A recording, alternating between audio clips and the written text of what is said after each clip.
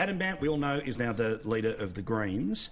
Let's be really straight up about the pivot that they've taken and the type of person they've decided to put up the front of the operation. Now, Troy, very good joke today on Twitter about how the everyone gets a prize logic. We're in a party of, what, 10, 11 people? 10 MPs, yep. Yeah. There's a leader, there's a Senate leader, there's a co-deputy leader. So sort of, the absurdity that 30% of the room is leading the show is rubbish. The only thing I like about the Greens at the moment, apart from the leadership stitch-up, is that Sarah Hanson-Young loses again. But they have decided, and I think that, I don't know who said this recently, but the idea that as the National Party has an affinity with the bush and is identifiable with the bush, the Greens is now that ultra, exactly what he is. Yep. That inner Melbourne, inner city stuff where no matter, there is nothing you can, he's at shameless levels now where he can say anything in service of the narrative he's trying to present, and nothing is going to push him back.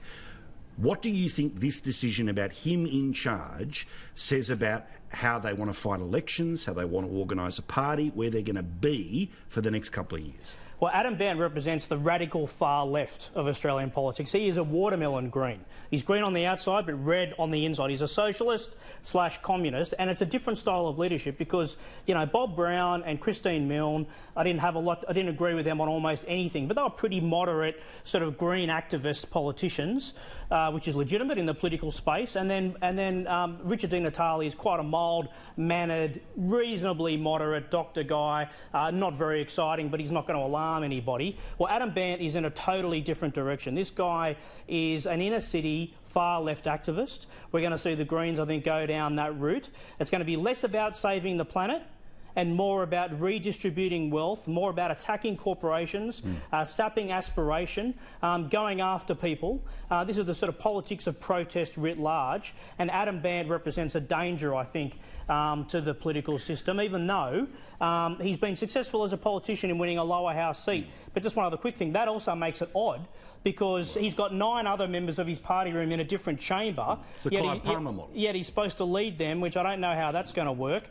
And of course, he's got two co-deputies. So it's a bit odd, but he is a dangerous character, I think. But it's this thing, Mark, where I agree with the ideas. You want somebody who's going to put them forcefully, passionately, fight with everything they got, use all the rhetoric they can. I can't stand a word that falls out of his mouth or anything that he stands for. But if you're on the left of Australian politics, do you think today the right warrior's been put in front of the machine? Like, I'm saying the crazy. Well, they'd want to build their base, and you won't do it with a zealot. The thing that the average Australian voter wouldn't like about Bandt is he's so much a fanatic, a real zealot. And he's the sort of guy that if there's a flood, a dry spell, a bushfire or a storm, he immediately says this is climate change. Now, the climate scientists themselves say you can't link one single event to this 100-year climate trend. So Bandt, in his hysteria, overreaches and actually deviates from the science that he wants us all to follow. So he's not even true to his own creed at that level. But, he's also an example of how far the Greens go because the truth of their climate change policy is that they would close down the coal industry tomorrow. Yep. And in a region like the Hunter Valley in New South Wales, that's 75,000 jobs lost overnight. And that's just inhumane. That is just so callous and cruel to a community where if you go to the local government areas of Singleton and Muswellbrook, 60% of the income comes from coal. So you go down the street, it's coal house, non-coal, non-coal. So a huge dependence on those jobs. And they would turn the Hunter into a rust bucket region, a welfare sinkhole where, the parents are unemployed and the kids are on drugs. Now, and they call that social justice.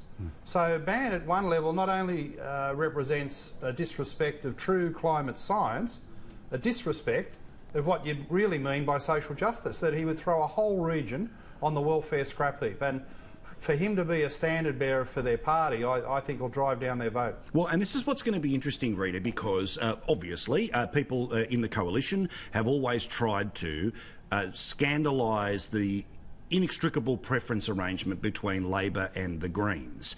And I think that, adding to what Mark just said, the crazier this guy becomes, I think the more potent that attack becomes. Because we're not talking about, oh, Sarah Hanson-Young, remember that silly thing 2 months ago? We're talking about the leader of the party who, in transition to any election, is going to have, it will not be able to help himself from being the extremist. So when Albo's going to be trying to position himself as, you know, oh, I'm not the guy I used to be, this bloke's, you know, the straight hit to the veins. And I think for the coalition, that's going to be an incredible strength going into the next election to say, look who this bloke is dancing with. Yeah, I've got to disagree there. I just don't think Labor are ever really scrutinised for that marriage of convenience they have with the Greens. Remember when the coalition was just, I think, pondering doing a preference deal with One Nation? All hell broke loose. There was all sorts of consequences and all sorts of conclusions being drawn by them even thinking about that. But this preference arrangement, essentially, that Labor and the Greens have and the way they support each other, that doesn't seem to trouble too many people, no matter how extreme the Greens are and how much their policies would utterly destroy the economy of this country. And Bandt is a radical, even by Green standards. I'll read you out a tweet he sent a couple of weeks ago where he said Scott Morrison is a threat to life. Yep. Then he said that we've got to fight this government with the intensity of the bushfires, and he was almost talking about overthrowing the government. I mean, this is not what you would expect. We're talking about Trump isn't fit to be leader. I mean, is this man fit to be leader of the Greens?